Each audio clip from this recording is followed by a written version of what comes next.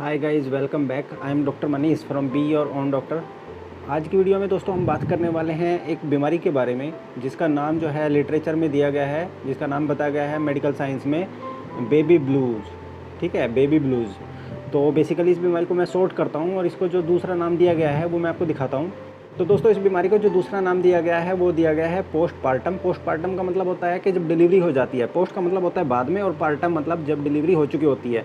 तो डिलीवरी होने के बाद में जब बेबी हो जाता है उसके बाद में जो डिप्रेशन आता है, पोस्टपार्टम डिप्रेशन। ठीक है, तो बेबी होने के बाद में जो डिप्रेशन आता है मदर को, ठीक है, जो मन के जो दिमाग से संबंधित, जो मन से संबंधित जो समस्याएं आती हैं उसको इन्होंने बेबी ब्लूज यानी कि पोस्टपार्टम डिप्रेशन यहाँ पर नाम दे दिया है। ठीक है, अब हम थोड़ा सा और आगे चलते हैं, वीडियो में बात करेंगे।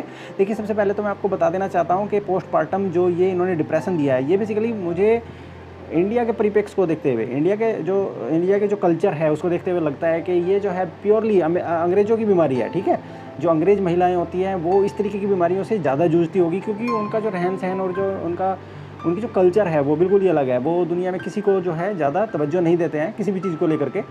केवल और केवल वो अपने तक ज़्यादा सीमित रहते हैं, अपने आप को ही वो सबसे बड़ी चीज़ मानते हैं। जबकि मदर और बेबी का जो रिलेशनशिप होता है, तो मेरे अनुसार जो एक बहुत बड़ी चीज़ है मदर और बेबी का जो रिलेशनशिप है। खैर, हम बात करते हैं और इस बीमारी में थोड़ा सा आगे चलते हैं। तो इसकी समरी बताना चाहता हूँ कि ये बीमारी बेसिकली क्या है। ठीक है, मैनी वुमन, बहुत सारी महिलाएं जो होती है जब बेबी ब्लू से जो है उनका सामना, उनको आफ्टर चाइल्ड बर्थ जो है बेबी ब्लूज उनको हो जाता है। ठीक है, ये मतलब यानी कि डिप्रेशन में चली जाती हैं। किस कारण से चली जाती हैं उसका तो कोई सटीक रीज़न जो है अभी तक मेडिकल साइंस को नहीं पता चला है, पर फिर भी इसमें क्या क्या चीज़ें दी गई है सामने मैं बता दूं कि जो इसमें महिलाएं होती हैं उनका जो मूड होता है वो उदास रह सकता है। मूड स्विंग्स, वो अचानक से खुश होंगी और अचानक से बहुत ज़्यादा उदास हो सकती हैं। वो फील सैड, वो उदास महसूस कर सकती हैं। एंसियस, वो जो है घबराहट, बेचैनी और इस तरह की स्थितियों में, या फिर जो है हम अपने आप को ओवरवेल्म्ड मतलब यानी कि बेसहारा जैसा महसूस करेंगी।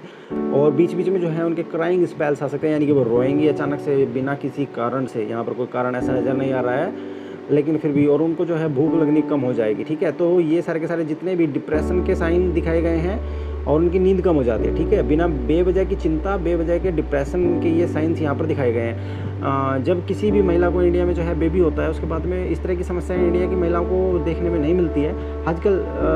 आजकल समाज और जो पूरा परिप्रेक्ष्य, जो एक सिनेरियो है पूरा चेंज होता जा रहा है वर्ल्ड का। तो मैं ये बिल्कुल सटीक रूप से नहीं कह पाऊँगा कि इंडिया में जो है बेबी ब्लूज़ यानी कि पोस्टपार्टम डिप्रेशन जो है वो किसी को नहीं होता होगा। ऐसा बहुत सारी घटनाएं इंडिया में भी अब धीरे धीरे समय के साथ आएंगी सामने।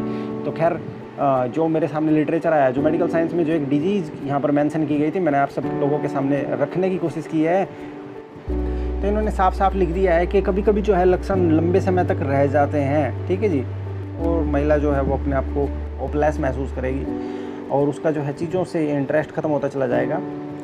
ठीक है, तो वो उसके अंदर जो है धीरे धीरे समय के साथ साथ कुछ इस तरीके के विचार भी आ सकते हैं कि वो अपने आप को या बच्चे को जो है नुकसान पहुंचाने के विचार भी उसके अंदर आ सकते हैं। ठीक है, तो इस तरह की दिक्कतें भी महिलाओं में आने की संभावना रहती है। ठीक है जी, कभी कभी हेलुसिनेशंस आ जाते हैं उनके अंदर।